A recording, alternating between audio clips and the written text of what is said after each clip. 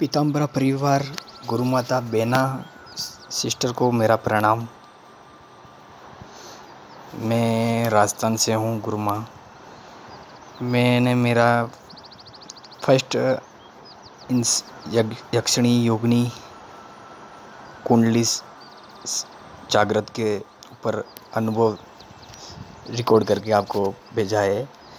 मेरा यह अनुरोध है कि दोनों अनुभव अलग अलग साधकों तक पहुँचाए और गुरु माँ बेना को मेरा एक रिक्वेस्ट और है, दोनों को अलग अलग अनुभव भेजे और एक साधकों तक एक संदेश और पहुंचाना चाहता हूं। मेरा 20-25 साल बचपन से मेरा अनुभव है। जिस समय मोबाइल नहीं थे, एंड्रॉयड फ़ोन नहीं थे, हम मतलब अभी आज से 20 साल पहले इतना शहरीकरण नहीं था, ग्रामीण एरिया था, जंगल थे। उसमें मैं साधना करता था अपने इष्ट की। मैं उसमें अपने माता पिता के आदेश अनुसार, हमारा खेत जंगल की तरह था, खेत था, उसमें मैं बकरी चराता था, गाय चराता था। तब मैं अपनी साधना करता था, जैसा हो वैसे आलकती मार के बैठ के करता था। न मेरे पास रुद्राक्ष माला थी, नहीं फलाना था, ढीकड़ा था, कुछ नहीं था। मन आए जैसे अपने शिव का नाम लेता। पहले पुराना मूवी आता था शिव महिमा का, उसमें जो गाने चलते थे वो गाता था और बकरी चराता था। तो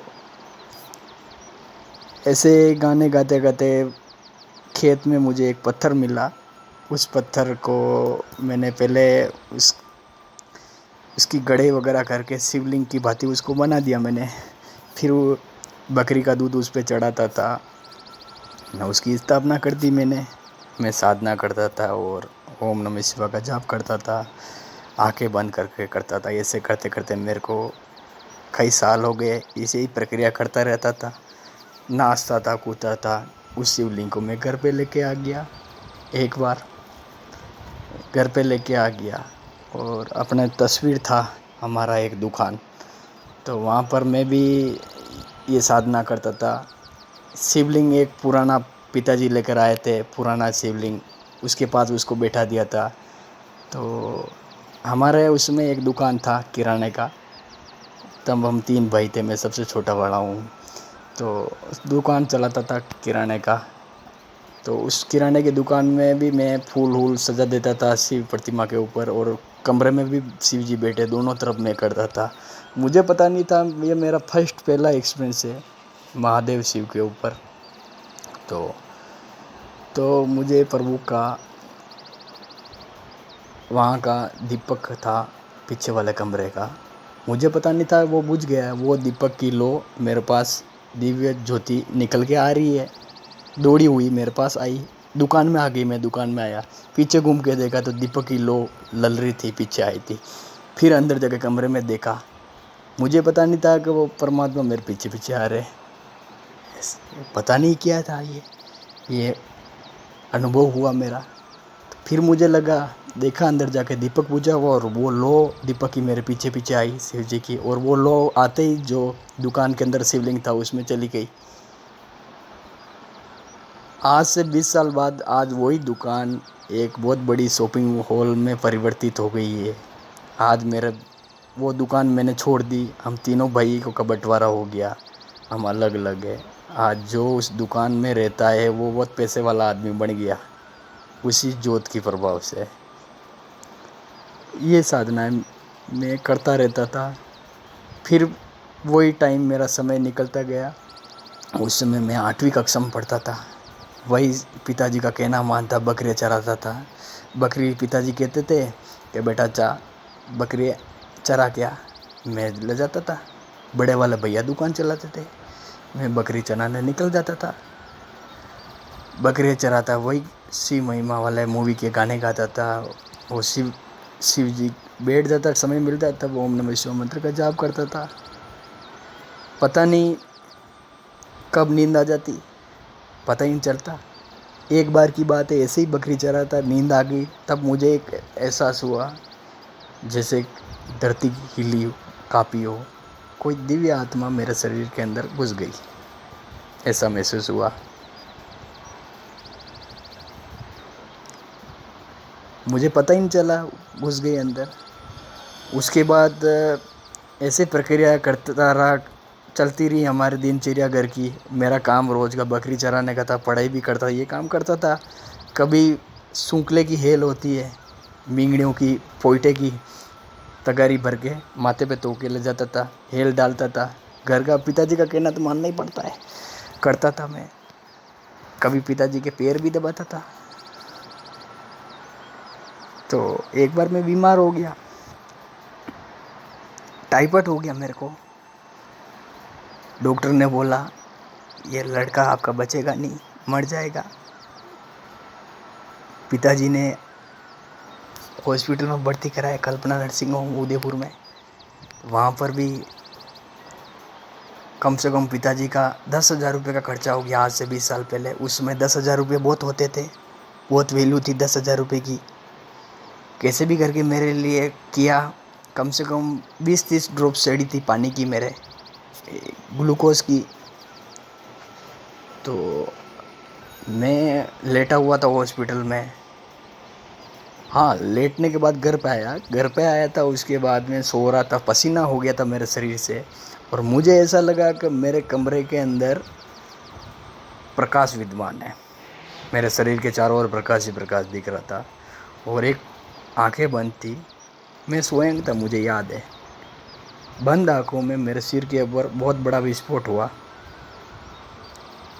बहुत बड़ा विस्फोट हुआ। अग्नि की तरह आग निकली, आग निकली, और उस विस्फोट से बहुत बड़ी अग्नि निकली, बहुत बड़ी ज्योत निकली। कम से कम 10 फीट लंबी जितनी ज्योत निकली, 5 से 10 फीट लंबी ज्योत निकली। उस ज्योत में से एक बहुत बड़ा ओम निकला। सर्वप्रथम ओम निकला था, उसके बाद 10 फीट लंबी ज्योत निकली। ओम, जैसे ही ओम बंद हुआ, ज्योत में परिवर्तित होगी, ओम की आवाज़ आई। ये मेरा फर्स्ट अनुभव। दूसरा अनुभव है, ये ऐसे अनुभव मेरे को 2 बार हो चुके हैं। जब भी मैं बीमार होता हूँ तब वो अमर, इस ज्योत का नाम मैंने अमर ज्योत दिया। महादेव का साक्षात स्वरूप थी ये ज्योत दिखी। तब मुझे एहसास हुआ अंतर्मन में, आज से 20 साल बाद मुझे एहसास हुआ कि मुझे मोक्ष मिल चुका है। ये मेरा अनुभव है। तो मैं साधकों से ये कहना चाहता हूँ, और मेरी कुंडली जब भी देखता हूँ तो मुझे ईश्वर के साक्षात्कार, देवी देवताओं के दर्शन होते हैं, और भी बहुत कुछ होते हैं, और भी अनुभव है, वो मैं नहीं बताना चाहता हूँ। सभी साधकों से 2 करोड़ 10 करोड़ जितने भी सनातन धर्म के हैं, जो सच्चे हैं, उन साधकों से कहना चाहता हूँ, कुंडली जागरण कोई खेल नहीं है। मैंने कोई कुंडली जागृत नहीं की, ये तो ऑटोमेटिक डेवलप होती है। तो आप कुंडली जागरण नहीं करें तो अच्छा है, और लक्ष्य पे चले। मैं उस समय बचपन में पागलों की भांति ईश्वर शिव से प्रेम करता था, आज भी करता हूँ, हजारों जन्म तक करता रहूँगा, कई जन्मों से करता आ रहा हूँ। महादेव शिव से, शिव शक्ति से प्रेम पुत्र के भांति। तो आप भी करें, ईश्वर को गलत नज़र से नहीं देखें। और आपसे अनुरोध है, और सभी धर्मों का, सभी जातियों के लोगों से अनुरोध है, सभी धर्म का सम्मान करें। बहु बेटियों, आदि शक्ति, शक्ति स्वरूप माता स्त्री रूप में विराजमान है। औरत की इज्जत करें, माँ बहन की इज्जत करें, सभी स्त्री पुरुष का सम्मान करें। अपने अंदर अहंकार नहीं लाए, अपने माता पिता की सेवा करें, भाई बहन की सेवा करें। शुरू में इसका दुष्प्रभाव गहरा था, मेरे पढ़ाई में मन नहीं लगता था, और मैं गुस्सा बहुत करता था इस कुंडली शक्ति के प्रभाव से। अब सोचो, मैंने जागृत नहीं की तो भी दुष्प्रभाव मेरे को झेलना पड़ा, लेकिन मेरा तो इष्ट बल मजबूत था। तो मेरी साधकों से अपील है, जिस साधक का 10 से 20 साल तक का अनुभव है वही कुंडली जागरण करे, और मानव कल्याण के उद्देश्य से करेगा तो ही होगा। और जिसका जिसकी नीति सही हो, मानव कल्याण की सेवा की भावना है, वही यक्षिणी योगिनी साधना करे। और जिसका इष्ट बल मजबूत है, 10 साल से 20 साल का अनुभव है, वही ये साधनाएँ करे।